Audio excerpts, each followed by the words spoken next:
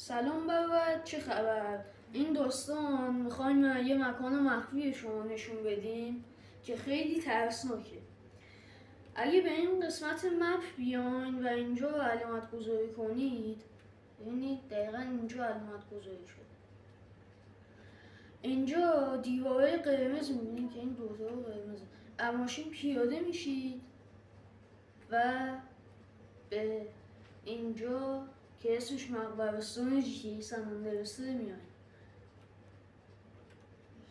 جو چند نفر خاک کردن ولی ما اینجا کارمون تموم نمیشه. میایم این تو که میبینیم تابوت های اینجا هستن که خاک شدن. بعضی از تابوت ها بازه که برای افرادی که هنوز زندن و وقتی مردن اونا رو خاک کنن.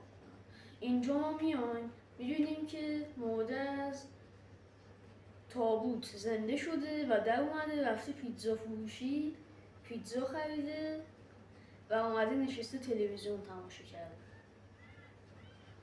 واقعا خیلی ترسناکه این که پیتزا خریده و تلویزیون تماشا کرده. واقعا خیلی ترسناکه. برای بچینم از این ویدیو بود. امیدوارم لذت برده باشید. عشق منید. تا ویدیوی بعد. خدا نگهدار.